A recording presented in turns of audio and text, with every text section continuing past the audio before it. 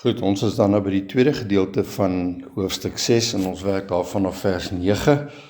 En ek lees net gou vinnig die verse van 9 tot 17 en toe hy die 5de seël oopgemaak het, sien ek onder die altaar die siele van die wat gedood is ter wille van die woord van God en die getuienis wat hulle gehad het. En hulle het met 'n groot stem uitgeroep en gesê: "Hoe lank, o heilige en waaragtige heerser, oordeel en wreek U nie ons bloed op die bewoners van die aarde nie." En aan elkeen van hulle is wit klere gegee en aan hulle is gesê dat hulle nog 'n klein tydjie moet rus, totdat ook hulle medediensknegte en hulle broeders wat nog gedood sou word, soos hulle voltallig sou wees. En ek het gesien toe hy die 6de seël oopgemaak het en kyk, daar was 'n groot aardbewing en die son het swart geword soos 'n harige sak en die maan het geword soos bloed. En die sterre van die hemel het op die aarde geval soos 'n vyeboom wat deur die groot wind geskud word, sy navye laat afval. En die hemel het weggewyk soos 'n boek wat toegerol word en al die berge en eilande is uit hulle plekke versit en die konings van die aarde en die grootes en die rykes en die owerstes en die van 1000 en die magtiges en al die slawe en al die vrymense het hulle weggesteek in die spilonke en in die rotse van die berge. En vir die berge en die rotse gesê: "Val op ons en verberg ons vir die aangesig van hom wat op die troon sit en vir die toorn van die lam, want die groot dag van sy toorn het gekom en wie kan bestaan." Goed, so ons weet mos nou dat Openbaring 6 is dan die breek van die seels en dan sien ons ook, soos wat die seël op seël gebreek word, is daar sekere goed wat gebeur. Dis 'n progressiewe oopmaak van die seëls, dis nie al die seëls op een slag nie, en soos wat die seëls oopgemaak word, is daar sekere goed wat gebeur. So, ons begin dan by vers 9, en toe hy die 5de seël oopgemaak het, sien ek onder die altaar die siele van die wat gedood is, ter wille van die woord van God en die getuienis wat hulle gehad het. So, ons gaan nou net kyk, waar is hierdie siele wat gedood is? En dan sê hy, onder die altaar. En dan moet ons gaan kyk, wat is die betekenis van die altaar? Nou as jy gaan kyk Oud-testamenties, dan was die altaar die plek waar daar offers gebring was. Daar was altyd van die dae van Kain en Abel bring 'n offer aan God. God vereis 'n offer en die offer wat hy vereis is 'n bloedoffer. So, die altaar was die plek en dan kan jy gaan sien dat Moses en al die profete van die Ou Testament, Abraham het die altaar, en onthou wat het gebeur met Abraham en Isak, hy moes hom gaan offer het hy moes 'n altaar gaan bou het en hy moes vir Isak geoffer het, en dan sien ons God tree tussen beide en dit is die lam wat geslag is die offer, die uiteindelike offeraltaar gewees. Die plek van Golgotha was die plek van die uiteindelike altaar. En so wanneer hy praat van onder die altaar, met ander woorde, onder die een wat geoffer is namens jou en my. Dit is waar ons is. Ons is by die voete van Christus. Goed, ek wil nou net gou vinnig 'n paar skriffies net na kyk in Matteus 23. Gaan ek net vinnig kyk na vers 29 tot 36. Matteus 23 vers 29 tot 36. Jesus praat hier met die skrifgeleerdes en fariseërs en die geveinstes vanaf vers 29, wee julle skrifgeleerdes en fariseërs. Geveinstes, so hy noem hulle geveinstes, Engelse vertaling hypocrite, wat beteken, hy is iemand wat voorgee wat hy nie is nie. Dis skynheiligheid. Hulle kom op die oog af heilig voor, maar dit is net skyn. En dan sê hy, want julle bou die grafte van die profete en versier die grafstene van die regverdiges, en julle sê, as ons in die dae van ons vaders geleef het, sou ons geen deel met hulle gehad het aan die bloed van die profete nie. Julle gee dus teen julle self getuienis, dat julle kinders is van die wat die profete vermoor het. Maak die maat van julle vaders dan vol, en dan sê hy, slange, addergeslag, hoe sal julle die oordeel van die hel ontvlug?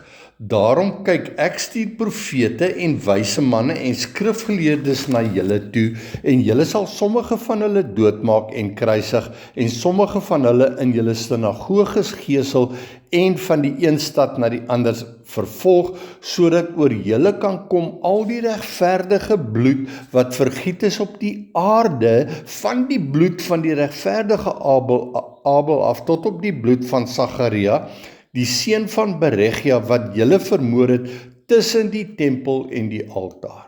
Tussen die tempel en die altaar. Want jy sien, die wat hulle self verbind tot Christus, behoort aan die tempel van God. En ons weet die tempel van God, Nuwe Testamentiese tempel, is die ewige tempel, met ander woorde die liggaam van Christus, of die gemeente van God, is die tempel. En dan sê hy, so tussen die tempel en die altaar, met ander woorde, hulle wat hulle self verbind tot 'n hemelse tempel, 'n geestelike tempel, was so wat het die Fariseërs gedoen? Hulle het ook op die altaar, hulle het die altaar gebruik, maar hulle het 'n altaar gebruik wat mensgemaak. Ons kom nou nog by 'n paar ander verse ook rondom hierdie spesifieke altaar. Maar die altaar is die plek van offers gewees. Die Fariseërs en die skrifgeleerdes het offers gebring. Maar hulle offers was menslike offers, offers wat mense beïndruk het. En so hulle die altaar verkeerd gesien, hulle het 'n fisiese altaar gemaak, en daarom het hulle die mense mislei deur namens mense voor God offers te bring, maar hulle het dit op 'n heeltemal 'n verkeerde manier aangewend. So kom ons kyk net gou vinnig na Hebreërs 13. Hebreërs 13, en dan gaan ons daar kyk vanaf vers 9 tot 15.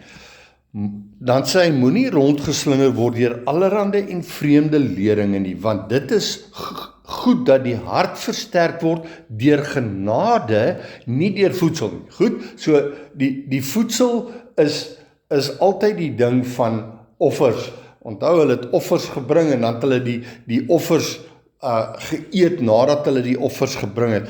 Hy sê, waarvan die wat daarin gewandel het, geen voordeel gehad het nie. Ons het 'n altaar, waarvan die wat die tabernakel bedien, geen reg het om te eet nie. Goed, so, nou wil ek net sê, ons moet nou net onderskei tussen altaar en tabernakel. Altaar is die plek van die offer. Tabernakel is die mense wat 'n plek gehad het waar hulle getabernakel het. Dit is 'n tentwoning. Dis 'n aardse tentwoning, waar ons het 'n hemelse, ons behoort aan 'n hemelse koninkryk, met 'n hemelse altaar, Christus, met 'n hemelse tempel, wat die liggaam van Christus is. En ons is deel van 'n hemelliggaam.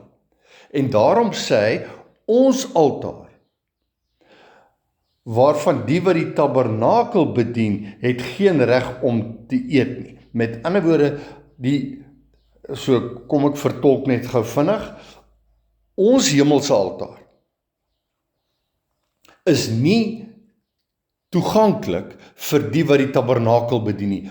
Wie is die tabernakel? Hulle wat fokus op mense en nie op die kennis van die woord nie. Hulle fokus is om mense te bedien, mense te beïndruk, mense te rig en te lei agter hulle offers aan, agter hulle manier van om die altaar te bedien.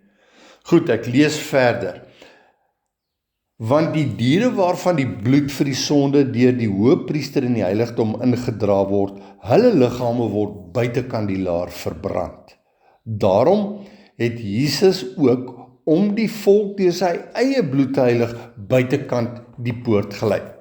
Goed, so kom ons kyk net gou, wat is waaroor gaan dit? Christus was die uiteindelike altaaroffer gewees. Dit weet ons almal. Waar was hy gekruisig? Buite die stad. Watter stad? Die stad Jerusalem. Jerusalem was die hoofstad van die Joodse godsdiens in die tyd van Christus, maar Christus het homself nie vereenselwig met Jerusalem nie, en daarom het hy teen hulle gepraat, teen hulle vals offers wat hulle gebring het, en dit het uiteindelik daartoe gelei dat hulle hom buite die stad gevat het en hom daar geoffer het.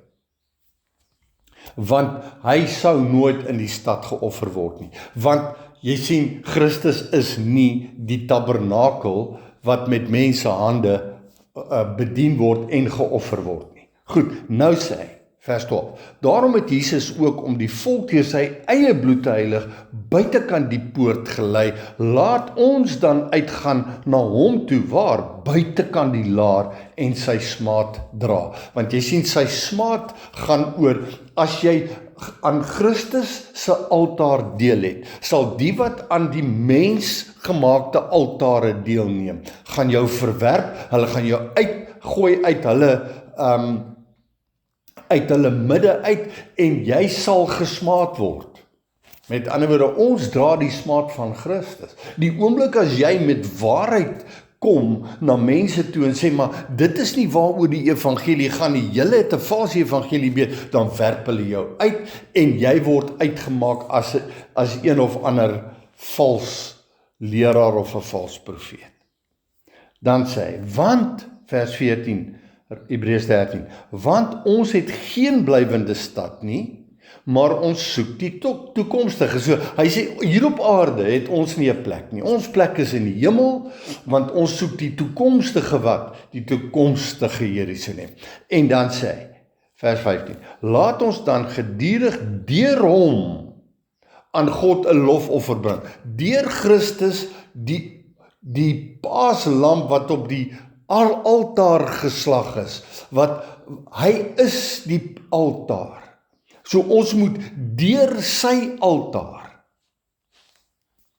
aan God 'n lofoffer bring. Dit is die vrug van die lippe wat sy naam bely. So wat is ons offer?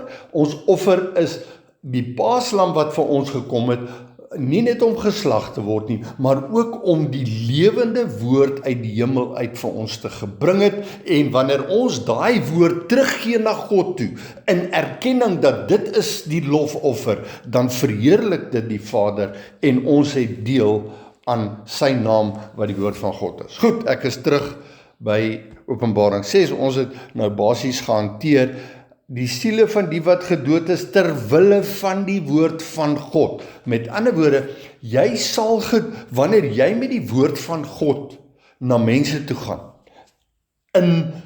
op die manier wat God dit bestem het, met ander woorde gees en waarheid, dan sal jy uitgewerk word soos wat Christus uitgewerk was, en jy sal sy smaad saam met hom dra.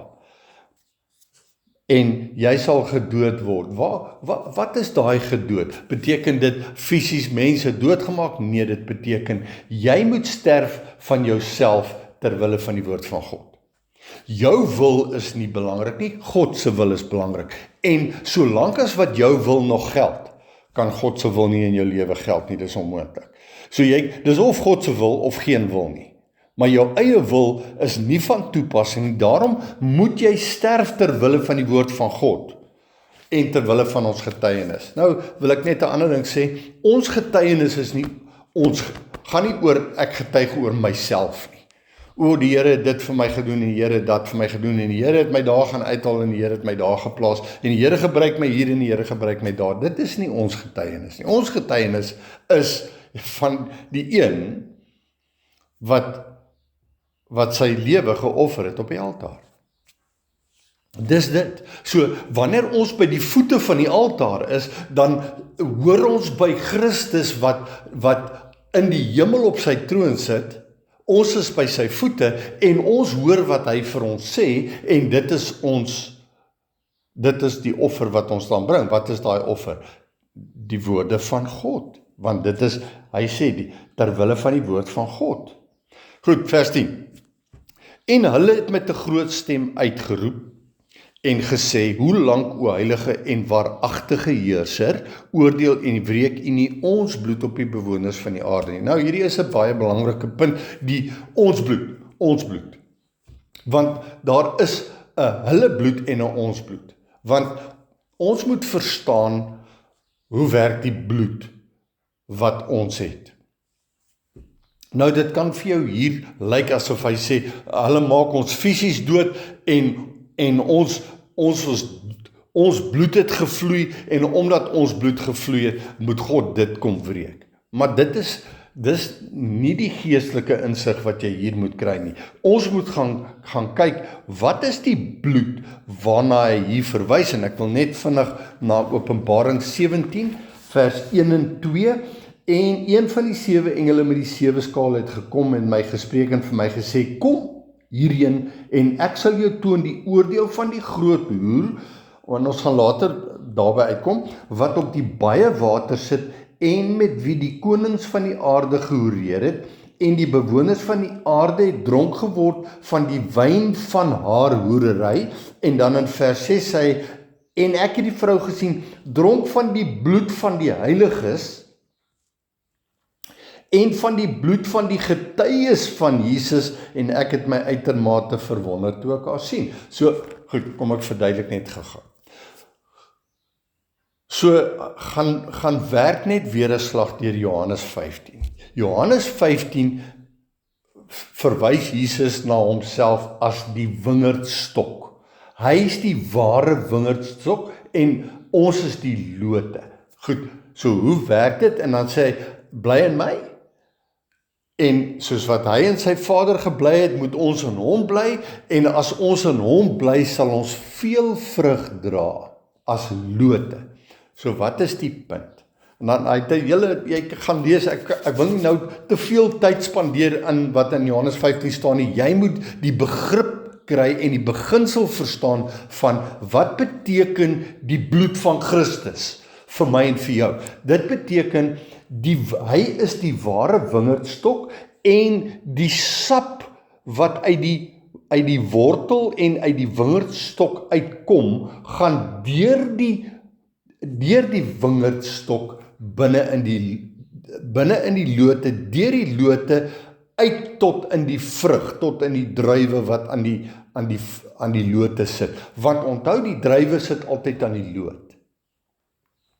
Maar die oomblik as jy die loot afsny, dan kan daar nie vrug wees nie, dis mos nou duidelik. Solank as wat die loot binne in die wingerdstok bly, dan kan hy vrug dra. As hy nie in die wingerdstok bly nie, dan sê die woord, Jesus se woorde, dan word hy afgesny en hy word een kant gegooi en is gereed vir die verbranding. Met ander woorde, die loot sonder die wingerdstok is dood. Daarom moet die loot in die wingerdstok bly en die beginsel is ons moet in Christus bly. En hoe bly ek in Christus? Ek bly in sy woord.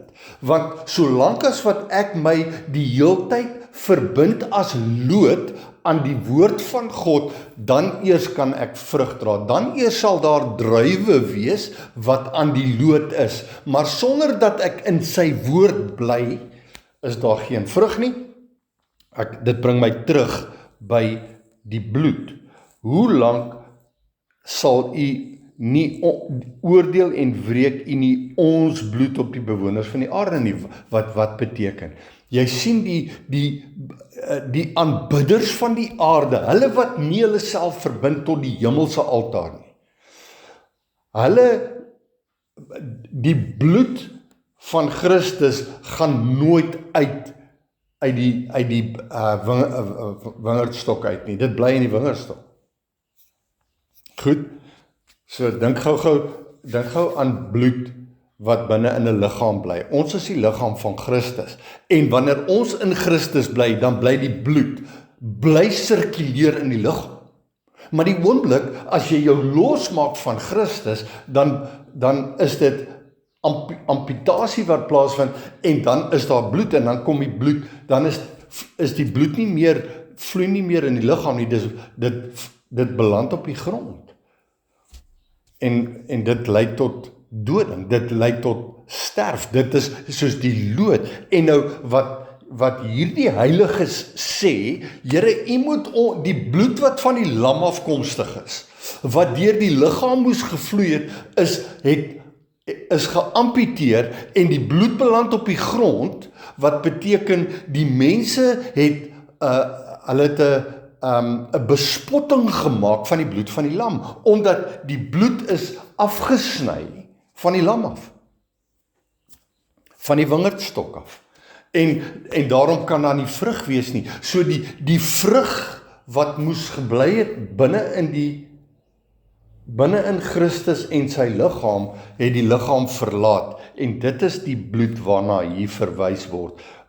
U moet oordeel oor die bloed van die bewoners van die aarde, of ons bloed op die bewoners van die aarde, want hulle is dit wat die bloed van Christus ontneem het, en so hulle, dit wat die manier van hulle aanbidding is, eie aanbidding, mensgemaakte aanbidding, en die bloed van die lam is nie deel van daai aanbidding nie, en dit is wat die Heilige sê, u moet dit wreek. U moet die feit dat hulle geamputeer is, los is van Christus, moet u moet dit wreek. En dan kom die antwoord, en aan elkeen, vers 11, van hulle is wit klere gegee, en aan hulle is gesê, dat hulle nog 'n klein tydjie moes rus, totdat ook hulle medediensknegte, en hulle broeders, wat nog gedood word, soos hulle, voltallig sou wees. So weer 'n keer, wil jy ingesluit word in die wingerdstok in, dan moet jy moet eers sterf van jouself. Jy kan nie deel wees van die wingerdstok solank as wat jy nog leef nie. En daai gedood is, jy moet uitkom uit die ou Jerusalem altaar aanbidding uit, met ander woorde mensgemaakte aanbidding, en jy moet in Christus by die altaar kom, en jy moet jouself verbind tot die wingerdstok, wat beteken, jy word deel van sy liggaam, en dan eers kan jy deel hê aan sy altaar, en dan sê, maar oor die eeue heen, soos wat tyd verloop, gaan daar 'n verbintenis kom, almal kom in, word deel van die liggaam van Christus, maar jy moet sterf. Jy moet eers sterf. En dan het ons nou al baie gepraat oor die wit klere, ons weet waaroor die wit klere gaan, met ander woorde, jy word nie gereinig in persoon nie, jy word met 'n gereinigde kleed beklee, en daai rein kleed is Christus. Ons beklee ons met Christus. Hy is die kleed wat ons dra, en net sy bloed kan ons kleed wat ons dra vir ons reinig en wit maak, want dit is die witmaking van die kleed kom deur die bloed van die lam. Goed, nou ek moet in Vader se naam net nie probeer om 'n fisiese beeld te hê van 'n wit rokkie wat jy gaan aan hê, of 'n kleed wat jy gaan aan hê eendag as jy in die hemel kom nie. Dit gaan alles oor, daar's 'n bekleding wat moet plaasvind. Ek moet die kleed, en jy kry dit in die einde van die boek Judas, die kleed wat bevlek is met die sonde, moet ons haat. Met ander woorde, wat is daai sonde? Die sonde van ongeregtigheid. En ons moet geregtigheid onsself mee beklee, en Christus is ons geregtigheid. Goed.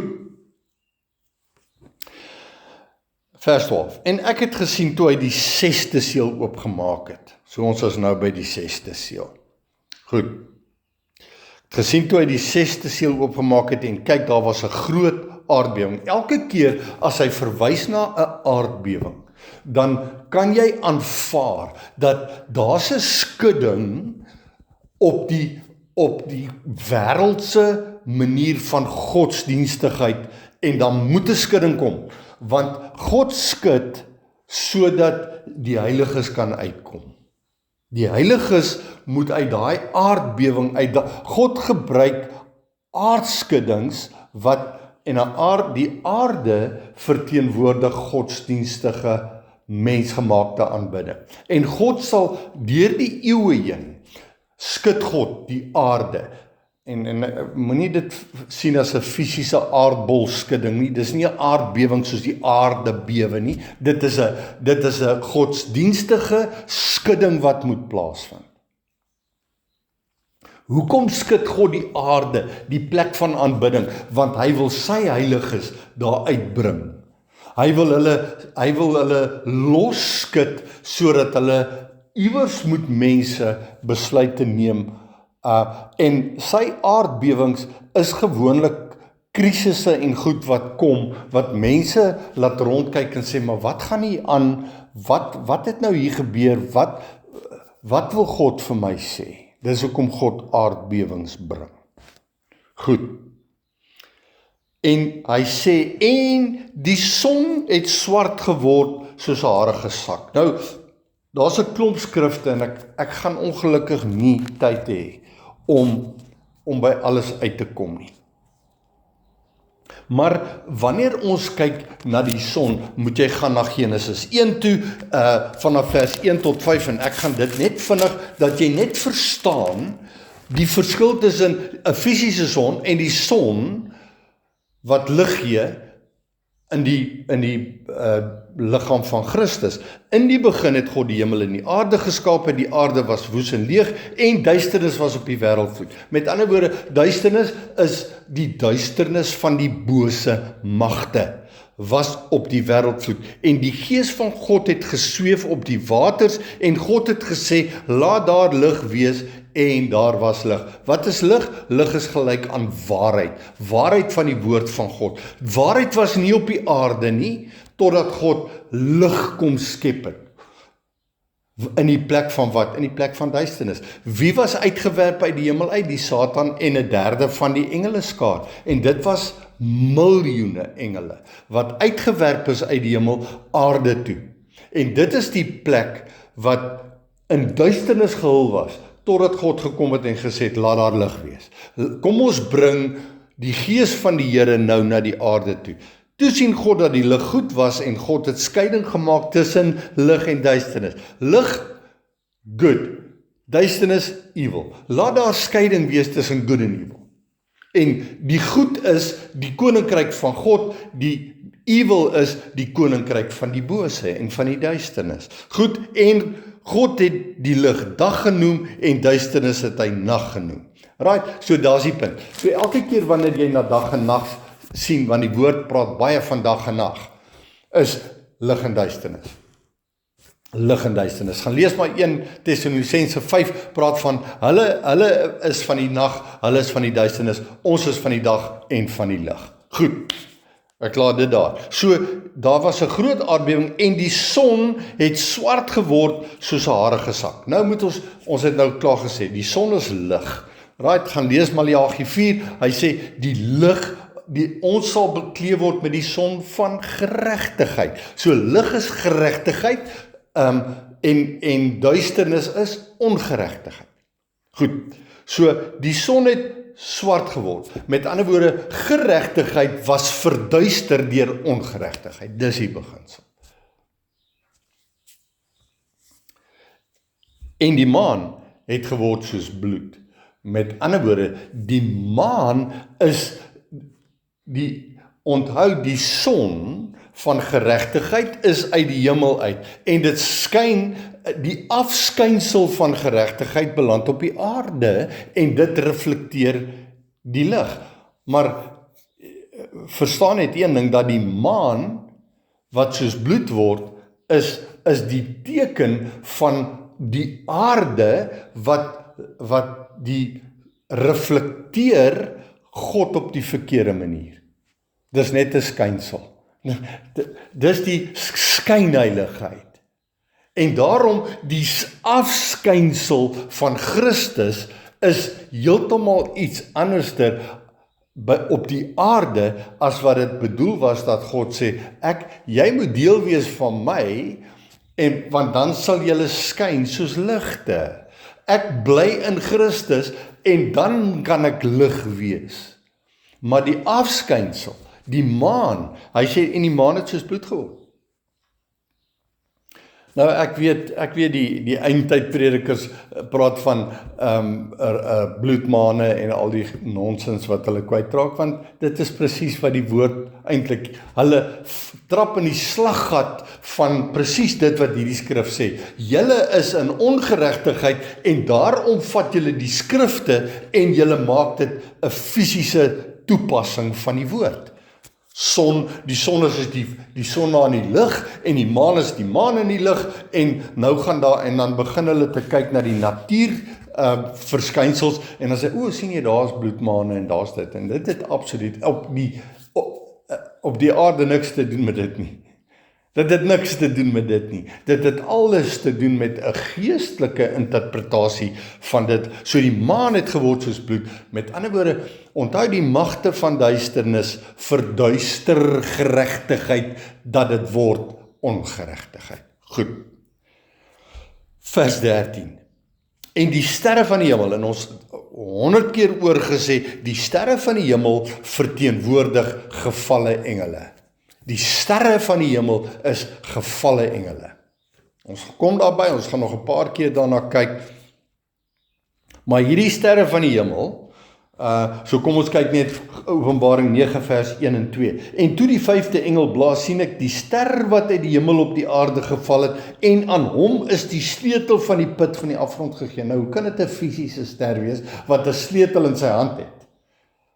Dit moet tog 'n engel wees. En dan sê hy, en hy, hierdie engel, of hierdie ster, het die put van die afgrond oopgemaak, en daar het rook opgekom uit die put, soos die rook van 'n groot oond, en die son en die lig is deur die rook van die put verduister. Die son van geregtigheid was verduister deur bose magte, bose engele, wat losgelaat was uit die put. Wat is die put? Die put is die hel.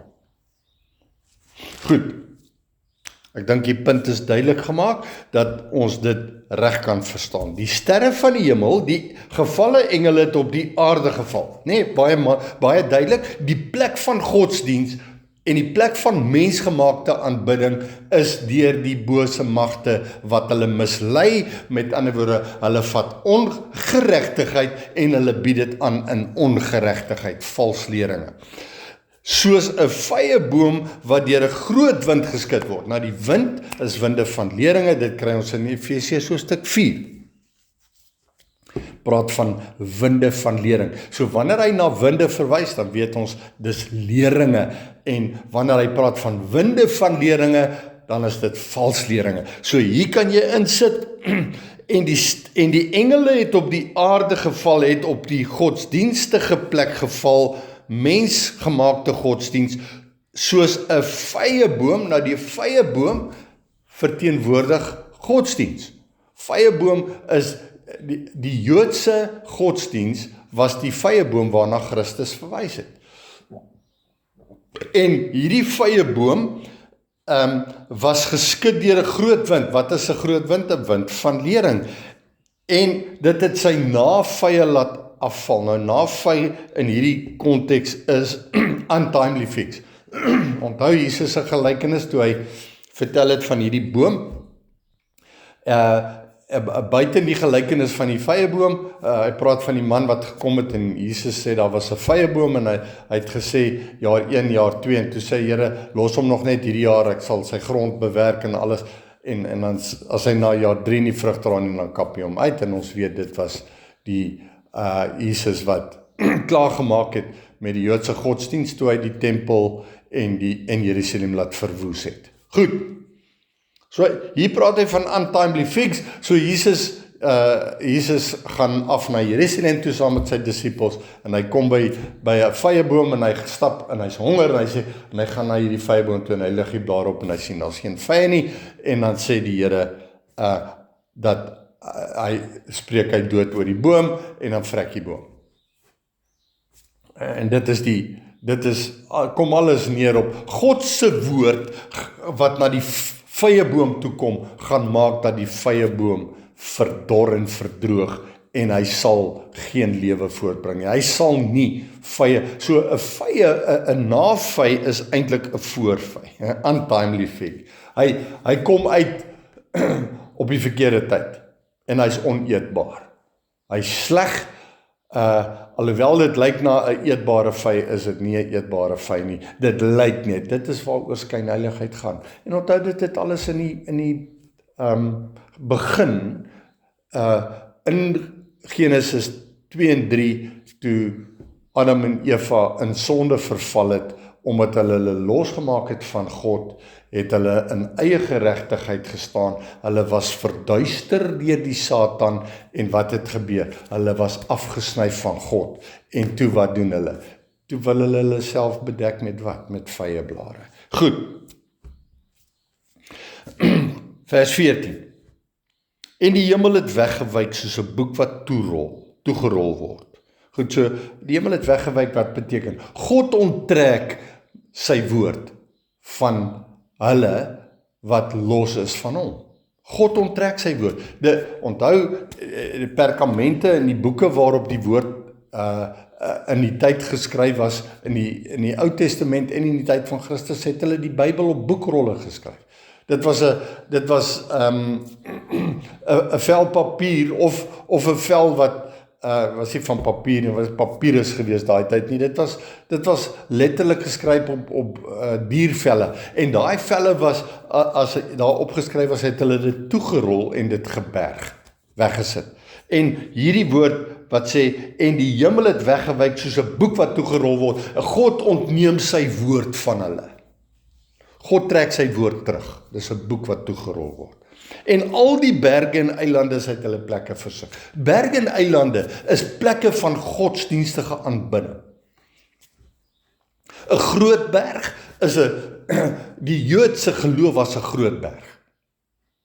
Die kleiner eilande is sinagoges. So Jerusalem was hierdie groot berg en hy het kleiner eilande gehad wat oral oor, wil ek amper sê, amper tot in Europa en Rome, was daar, die Joodse geloof het ver versprei in daai tyd. Ons weet daar was Ethiopiërs, daar was uit Saudi-Arabië en oral uit was daar sinagoges waar die Joodse geloof beoefen was. En dit is die berge en die eilande. Goed. En dan sê, is uit hulle plekke versit. Hoekom? Met ander woorde, wanneer God se geregtigheid na die mense toe kom, dan gebeur daar skuddings. En dan begin mense vrae te vra. En dis hoe mense wegkom uit godsdienstige aanbidding uit. Dan gaan soek hulle God en dan verbind hulle tot die een wat die eintlike plek van aanbidding is. Dan gaan hulle reguit na Christus toe. En dan word die woord jou fondament. Die woord van God is waarna toe jy dan hardloop. Maar hier is 'n ding wat hier gebeur. Wanneer hierdie engele op hierdie aarde beland, dan kom daar skeuringe. Dan is daar 'n aardbewing en dan begin daar afstigtings plaas te vind. En hier het 'n klomp afstigting en dan so hulle breek op en hulle vertak. Dis maar wat gebeur vandag nog. Dis vandag nog. So jy het jou eie lering, ek het my lering en dan kom daar skeuringe en dis wat hier gebeur. En die konings van die aarde is die hoofde van kerke, van gemeentes. en die grootes, en die rykes, en die owerstes oor 1000, en die magtiges, en al die slawe en al die vrymense, het hulle weggesteek in die spilonke en in die rotse van die berge. So wat is die punt? Die punt is, mense hardloop na hulle veilige plek is, hulle gaan soek iemand wat vir hulle kan sê wat hulle wil hoor, dis hulle veilige plek, en so, hulle gaan nie na God toe nie, hulle gaan na mense toe. En dit is soos wat dit vandag nog staan, mense soek iemand wat vir hom kan sê wat die waarheid is. En dan kry hy dit nie by sy dominee nie, dan gaan soek hy 'n pastoor, en kry hy nie by so nie, gaan soek hy dit by 'n internasionale ou, wat sy eie TV-bediening het, en dan, ons almal soek net iemand, wat ons kan laat veilig voel, waar ons kan gaan wegkruip. En as jy by 'n plek kom waar jy nou nie meer, ek voel nou nie meer veilig met die, en dan gaan soek jy iemand anderste. En dis nou maar wat hulle maar in die moderne tyd church hopping noem. En dan begin hulle spilonke in berge te soek waar hulle kan gaan wegkry. Vers 16. En vir die berge en die rotse gesê, val op ons, verberg ons. Met ander woorde, maak ons toe, want jy sien, wanneer die waarheid van die woord van God na mense toe kom, dan is daar 'n verskrikking, want dit kan tog nie wees nie. Want jy sien, die waarheid van God vereis van jou om te sterf. Jy moet sterf. Jy moet neerlê jouself. Jy kan nie staande bly en deel van Christus wees nie. Jy moet by die plek van doding uitkom. Ons weet, Paulus sê, 2 Korintiërs hoofstuk 4, dan sê Paulus, maar as ons evangelie dan nog bedek is dit bedek in die wat verlore gaan, naamlik die ongelowiges in wie die God van hierdie wêreld die sinne verblind het, sodat die verligting van die evangelie van die heerlikheid van Christus, wat die beeld van God is, op hulle nie sou skyn nie. Goed, ons praat van die geregtigheid wat op ons moet skyn, want ons verkondig nie onsself nie. Ek verkondig nie myself nie. Dit wat ek hier doen, is nie 'n verkondiging van Anton en sy heerlikheid, en hoe God my verander het, en hoe, ek was so 'n slegte mens, en kyk hoe goeie mens het ek geword. Hy het my so verander, en ek was so 'n slegte man vir my vrou, en kyk hoe goeie man vir my vrou is ek nou nie. En hoe het alles vir my verbeter, en ek was so 'n onsuksesvolle man gewees, want jy sien, dit gaan nie, hy sê, want ons verkondig nie onsself nie. Ons verkondig nie onsself nie, maar wat? Christus Jesus as Here, en onsself as julle diensknegte om Jesus wil. Met ander woorde, Paulus sê hier in 2 Korintiërs 4, hy sê, ons moet verstaan dat ons praat nie oor onsself nie. Ons is nie hier om onsself aan julle aan te bied nie, maar ons bied wat aan? Christus Jesus as Here.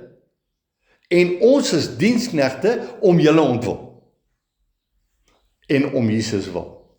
Om Jesus wil beteken om sy wil na julle toe te bring. Ons is julle diensknegte, want Christus het gesê, hy wat die meeste wil wees, moet die minste word. Met ander woorde, en dan sê hy, en jy moet jou broeders se diensknegt word. Nou, hoe kan ek 'n diensknegt van 'n broeder wees, as ek die hele tyd oor myself praat? Hoe kan ek die hele tyd myself verkondig?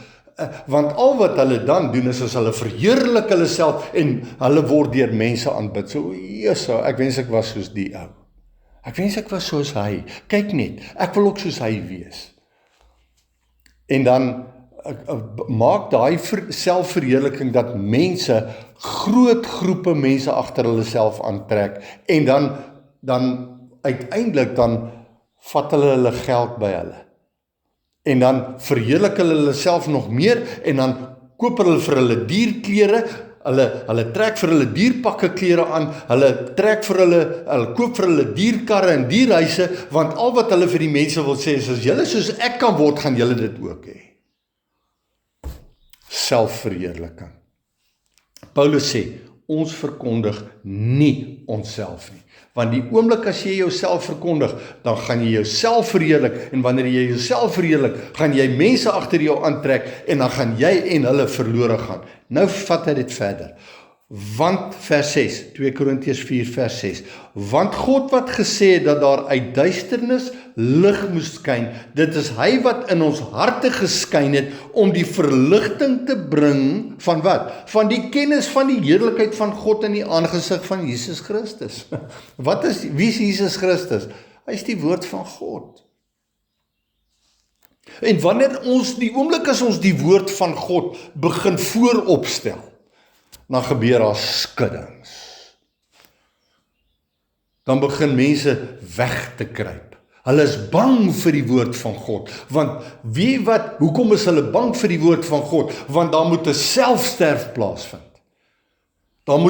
Ek moet sterf van myself, en as ek nie bereid is om te sterf van myself nie, dan gaan kruip ek weg by 'n plek van godsdiens. Ek maak klaar.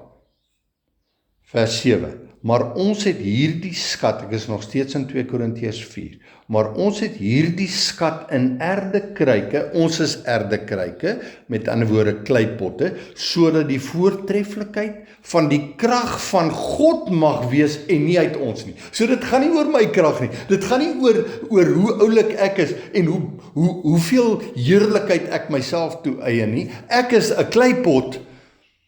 En 'n kleipot at best is nie 'n aansienlike ding nie. 'n Kleipot is net 'n pot wat daar, hy's net eintlik daar om wat te doen? Om water te dra. En die water wat ons dra, is die fonteine van heil, wat van Christus afkomstig is, wat hy sê, julle sal, strome van lewende water sal uit julle binneste uitvloei. Goed.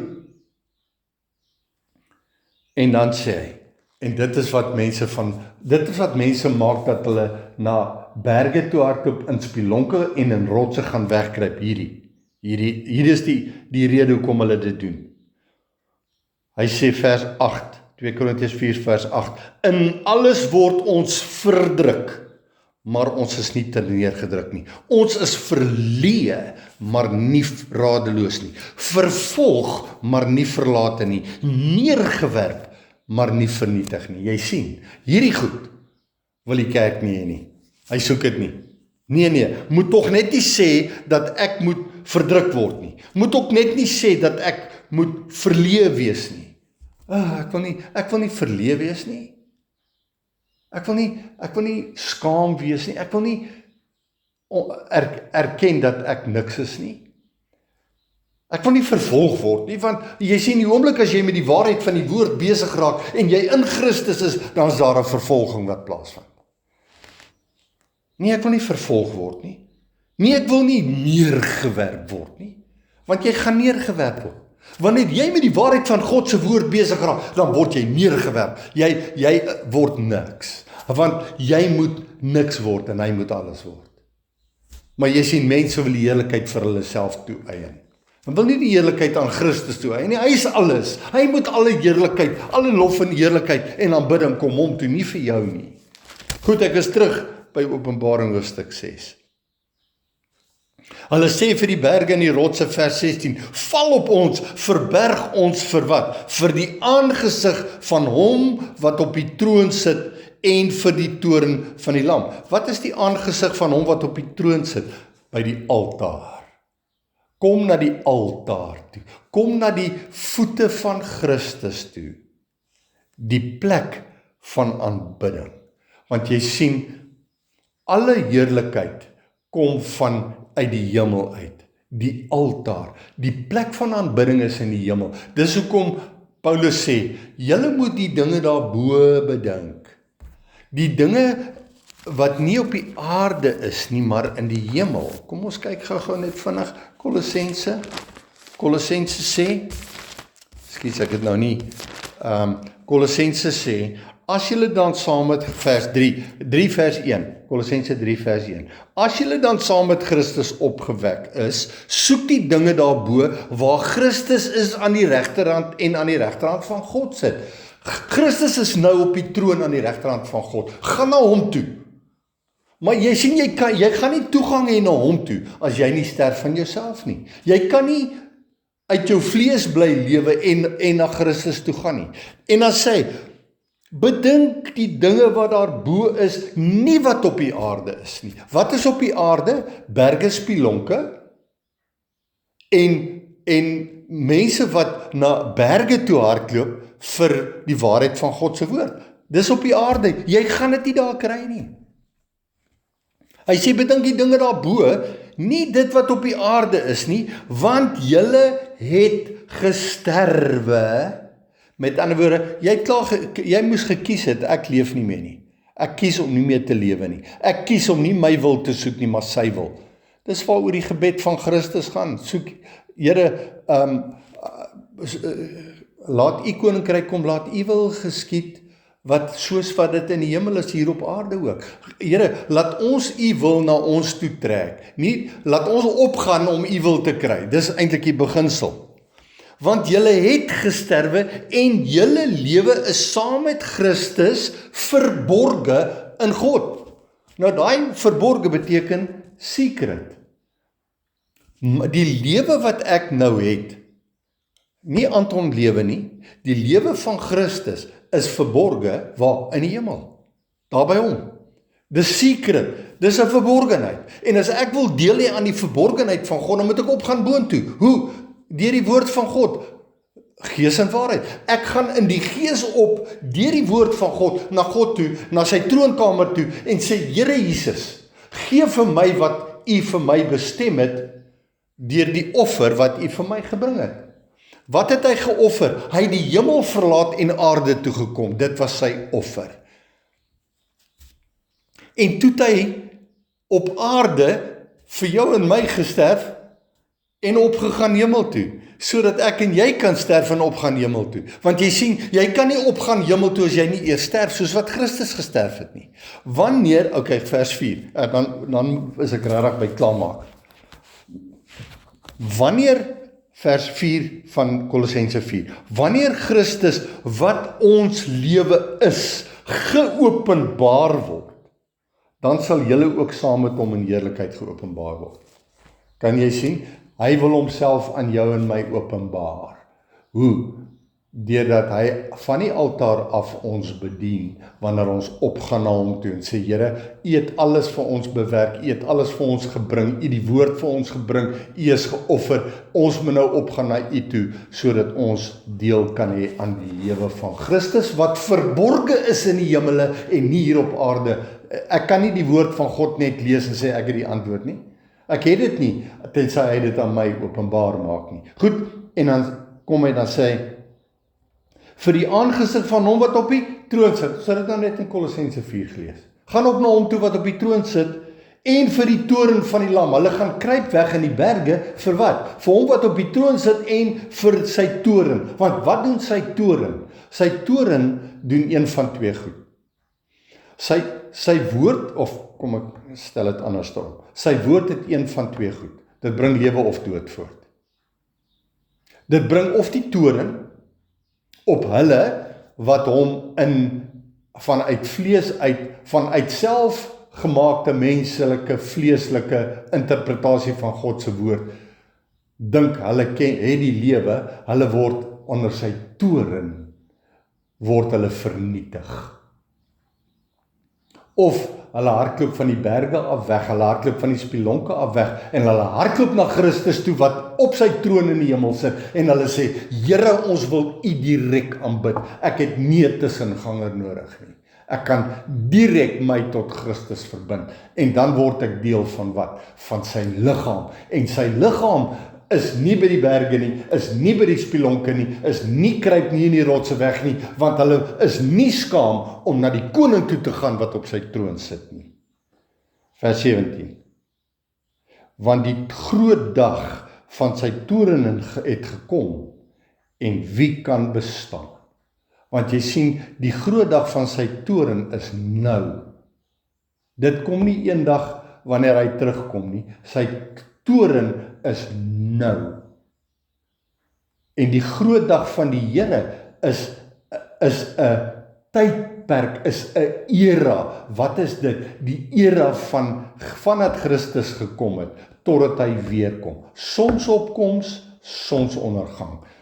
Lig wat gekom het, Christus kom as lig, en hoe later, hoe kwater, hoe verder die tyd verloop, hoe groter word duisternis, hoe groter word die werking van die bose, wat die sonverduistering veroorsaak, wat veroorsaak dat die son van geregtigheid op die mense nie kom nie, en hoe verder die tyd verloop, hoe sterker word die werking van die bose, want hy weet sy tyd loop uit, en sy aanslag op die mensdom is geweldig.